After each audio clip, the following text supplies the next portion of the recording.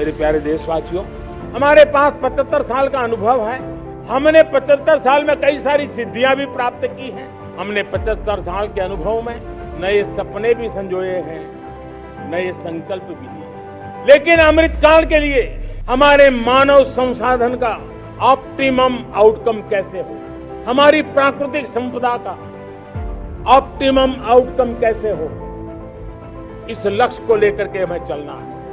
और तब मैं पिछले कुछ सालों से अनुभव से कहना चाहता हूं, आपने देखा होगा आज अदालत के अंदर देखिए, हमारी वकील के क्षेत्र में काम करने वाले हमारी नारी शक्ति इस ताकत के साथ नजर आ रही है। आप ग्रामीण क्षेत्र में जनप्रतिनिधि के रूप में देखिए, हमारी नारी शक्ति इस मिजाज से, समर्पित भाव से अपनी गांवों की समस्याओं को सुलझाने में लगी हुई है। आज ज्ञान का क्षेत्र देख लीजिए, विज्ञान का क्षेत्र देख लीजिए, हमारे देश की नारी शक्ति सिरमौर नजर आ रही है। आज हम पुलिस पे देखें, हमारी नारी शक्ति लोगों की सुरक्षा की जिम्मेवारी उठा रही है।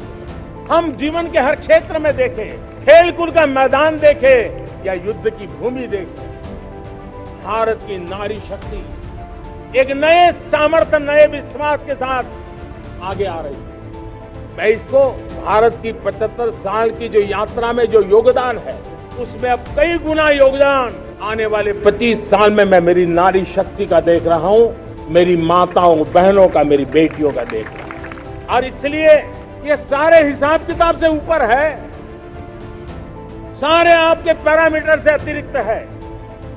हम इस पर जितना ध्यान देंगे, हम जितने ज्यादा अवसर हमारी बेटियों को देंगे, जितनी सुविधाएं हमारी बेटियों के लिए केंद्रित करेंगे, आप देखना वो हमें बहुत कुछ लौटा करके देगी। वो देश को इस ऊंचाई पर ले जाएगी। इस अमृत काल में जो सपने पूरे करने में जो मेहनत लगने वाली है, अगर हमारी नारी शक्ति की मेहनत जुड़ जाएगी, व्यापक रूप से जुड़ जाएगी, तो हमारी मेहनत कम होगी, हमारा समय सीमा भी कम हो जाएगी, हमारे सपने और तेजस्वी होंगे, और ओजस्वी होंगे, और दैदीप्यमान होंगे।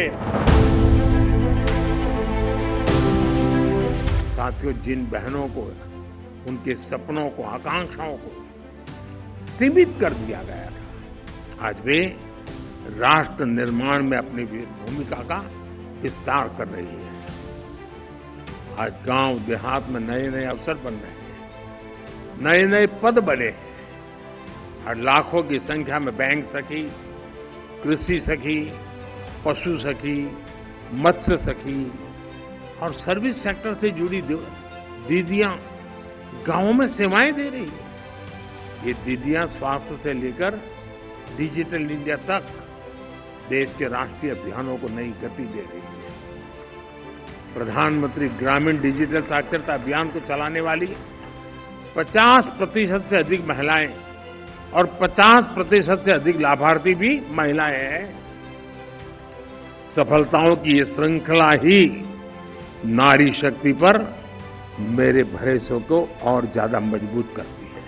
आज स्वयं सहायता समूहों में महिलाओं की संख्या 10 करोड़ को पार कर गई है।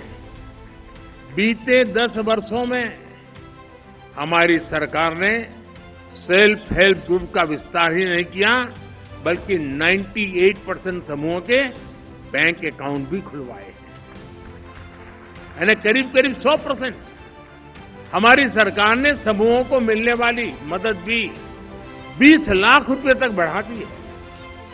अभी तक 8 लाख करोड़ से, तो आंकड़ा छोटा नहीं है, आप लोगों के हाथ में 8 लाख करोड़ रुपयों से भी अधिक की मदद बैंकों से मेरी इन बहनों के पास पहुंच चुकी है।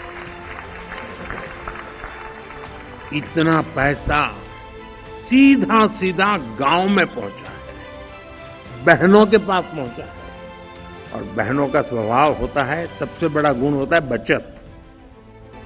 वो बर्बाद नहीं करती, वो बचत करती है। और जो बचत की ताकत होती है ना, वो उज्जवल भविष्य की निशानी भी होती है।